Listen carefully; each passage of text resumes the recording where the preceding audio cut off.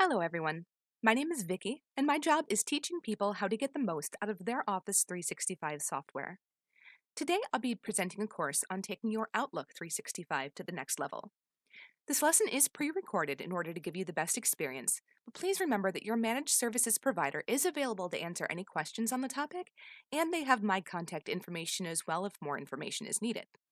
Please feel welcome to write your questions down and reach out to your MSP representative so we can get you the answers that you need. In this presentation, we're going to cover three topics: collaboration, productivity, and sanity savers. Since optimized productivity is a goal most of us have in common, let's start there. Most of what we're going to cover will help give your productivity a boost, but these features will get us off on a good, focused start. First up is the task list. Lots of us are probably already using this to keep track of the actions that we want to take during our business day. As an example, and for demonstration purposes, I've set up a few tasks related to my imaginary business that I might need to take action on over the course of the next few weeks. Now, the traditional way of creating these tasks is to click on a new task, input the subject, add a due date, maybe a few notes, maybe set its priority. But when you're busy multitasking, maybe on the phone with a client or a vendor, or talking to someone face to face in your office, that may be more focus than you can afford.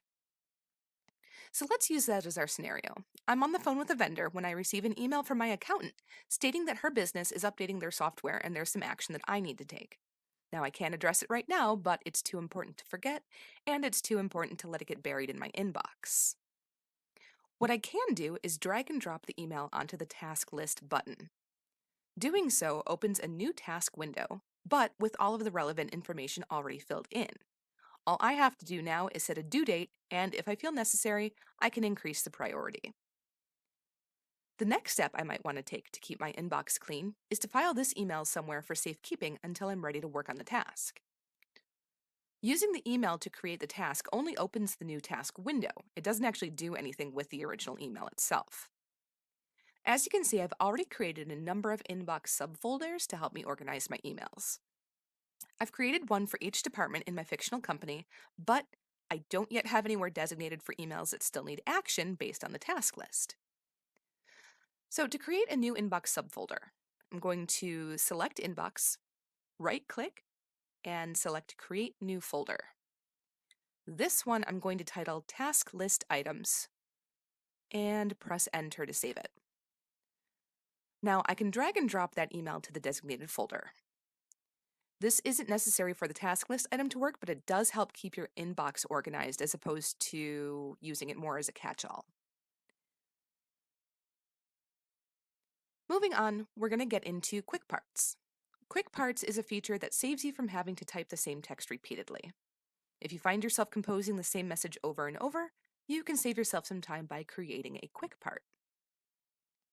For this example, I've already typed up the information that I want to save as a quick part. In this case, it's directions to my fictional office. Between new employees, vendors, clients visiting us on site, advertising, this might be some information that I find myself wanting to share quite often. Having it a button click away will help save me a good bit of time. So what I'm going to do is open this message window. You do have to open the actual message window to get the Insert tab, because the Insert tab itself does not appear in the main Outlook window, only on the Compose message window.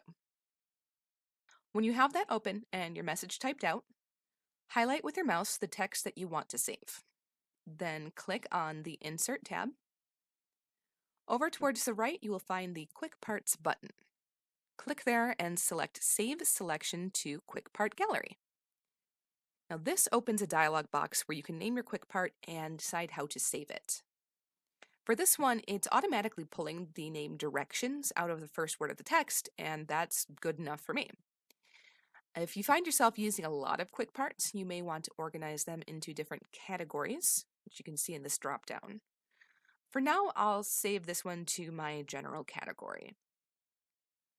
The great thing about this is that these custom messages are available in many of the Office 365 programs, including Word and Excel. So if you set it up once in any of these programs, it's then available in all of them. So click OK to save your quick part. Going back to the Quick Part button, you can now see that the selected text is saved under the name Directions. If I wanted to insert it into another message, I can open one, go to Insert, select Quick Parts, and click on Preview. There you can see that the text is ready for you in just a few clicks as opposed to a few minutes of typing. You can use the Quick Parts for more than just text, too. For instance, you could add a map to those directions. You could also include additional logos or signatures or other graphics that you wouldn't include in a standard email signature, maybe if you're working on a special project or sending something personal. You can also use it for frequently asked questions, contact information for other sites, or nearly any other short bit of information that you would appreciate having just a click or two away. Next, we're going to take a look at categories. Categories are one of the most powerful tools in the entire Outlook arsenal, and setting these up opens the door for several other features. Setting them up is quite easy. On the Home tab in the ribbon, you'll find a button called Categorize. This is where you both assign and manage your categories. Now, Outlook comes with a few categories preloaded for you, and you can use or edit the defaults or delete them all and start fresh. For this demo, I renamed the default categories for my own use as opposed to starting over. I've chosen a color for each of the departments in my imaginary company and added one more for miscellaneous messages that I might want categorized. You can manage these by selecting all categories at the bottom of the drop-down menu. If the default colors aren't enough, there is a menu of additional colors off to the side. Once you have your categories set up, they're pretty easy to use. Here I have a message from a client that I have cleverly named Robert Client. To assign him to the client category, click on that color in the Categorize dropdown.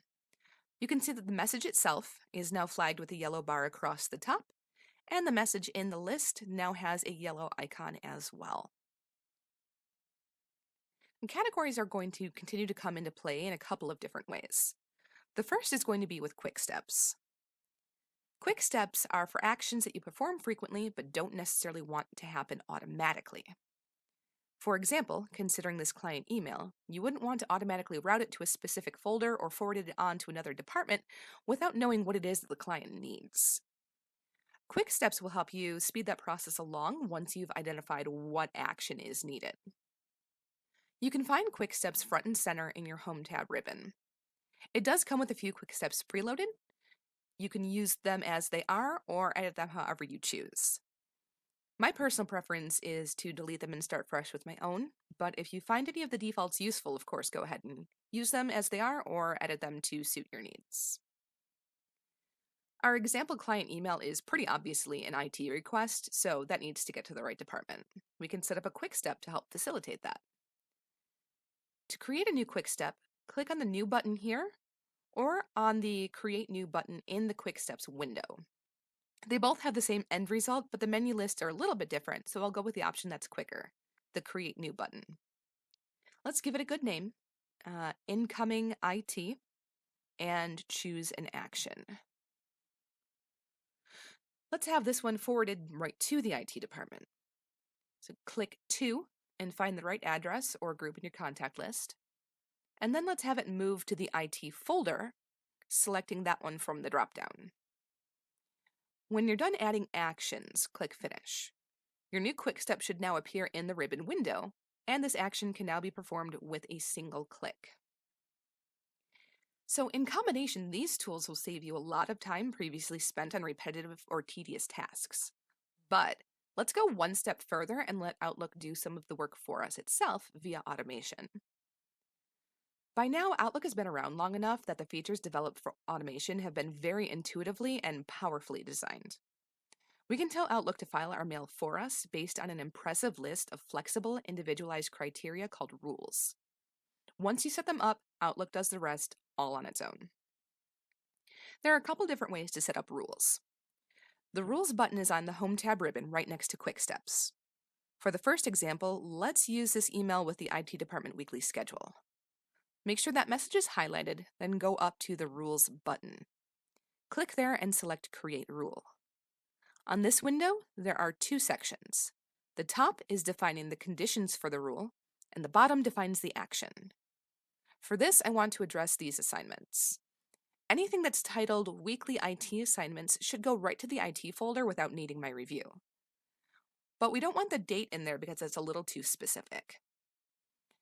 So for the action, it gives me 3 common options to start with. I want these to be forwarded to the IT folder, so I'll select that. Once you've set both a condition and an action, you can click OK to save. All emails from that point forward with the words Weekly IT Assignment in the title will go to the IT folder. A pop-up window will give you the option to run the new rule on existing messages in the folder as well, so you can even file older emails by the new rule. But what if I want those emails to automatically be marked as read? Sometimes a rule needs tweaking, especially after you've used it for a little while and see it isn't quite working the way that you want it to. So let's click on Rules again and go down to Manage Rules and Alerts. Click on Change Rule, then Edit Rule Settings. The first page lists the conditions. So for this example, the conditions are good, but we want a new action. So to get to the actions, click Next. Find the box that says Mark as Read and select it. It will give you a warning that this action only works when Outlook is open, and that's fine, so I'm clicking OK. To show another angle of attack for creating rules, you can click the New Rule button on the Manage Rules window. From there, they give you a couple of shortcut options, or you can start from a blank rule. Let's choose that option for received messages. Again, the first page is the conditions. So let's use a scenario this time where I want messages with invoices attached to route to a folder called Invoices. In the top Step 1 box, I'm going to select the condition for specific words in the subject and the body, and the condition for having an attachment.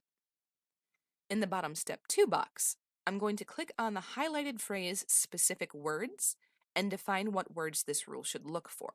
In this case, invoice. Any of those highlighted phrases will need a value set for them before you can complete the rule. To set the action, I'll click Next. In Step 1 on this screen, the actions I want are move it to the specified folder and mark it as importance. In Step 2, I'm going to click on the highlighted word importance and choose High. Then I will click on the highlighted word specified. The folder I want doesn't yet exist, so I can create one right from this screen. I could even make it a subfolder of my Finance folder by clicking first on Finance and then on New. I'm going to call this one Invoices and then click OK. Now this rule is done, so I can click Finish. All of the invoices are going to go to that folder and be marked with high importance. They need action, and they're all together in one spot. But it will only do this for messages that actually have an attachment, as opposed to just something with the word invoice in the subject or in the body of the text. As you can see, these rules are incredibly powerful, but also very customizable. It may take some planning and a little time to set them up, but once you do, the organization of your inbox practically handles itself. The majority of the emails left in your main inbox are going to be the ones that actually need your attention outside of your normal workflow. Our next topic is collaboration. In terms of Outlook, collaboration is all about efficiently sharing the information your business needs in order to have everyone in the right place at the right time. Much like the task list, the calendar is an Outlook feature most of us are probably quite familiar with. It's a wonderful, detailed tool that lets you organize your day. But we can go deeper with calendar sharing. Calendar sharing allows you to share the details of your day with anyone, not just Outlook users. This can actually be synced with other calendar software as well.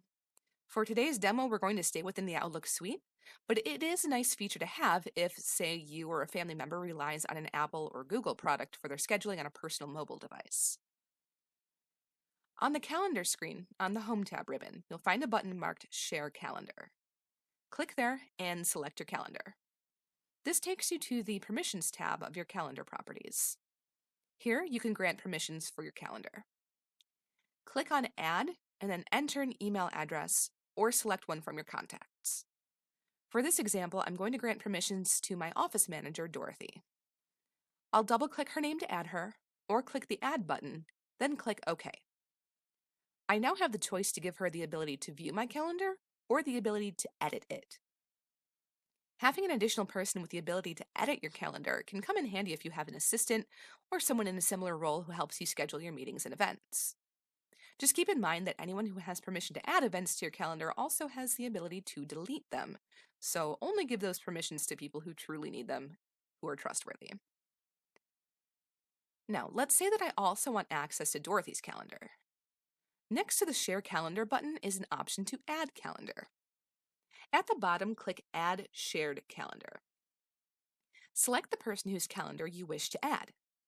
If they've already shared it with you before, or if the calendar is public, it will automatically grant you access.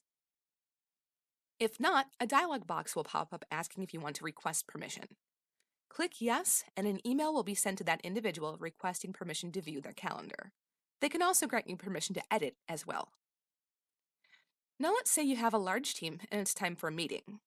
Having everyone's calendar all in one would be information overload and not a great use of anyone's time. What you can use instead is the scheduling assistant. Select New Meeting from the home ribbon and click on Scheduling Assistant. This is a powerful feature that allows you to see whether members of your team are available, busy, off-site, or off work at any given time.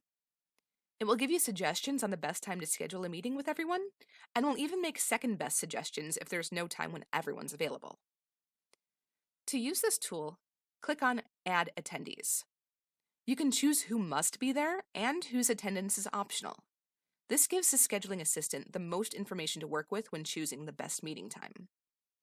Now, unfortunately, since this is a fictional company, my fictional employees don't have schedules. But you can see that the calendar does show them as unavailable to me based on the information given. If they were off-site or otherwise unavailable but at work, you could tell by the colors in the legend along the bottom.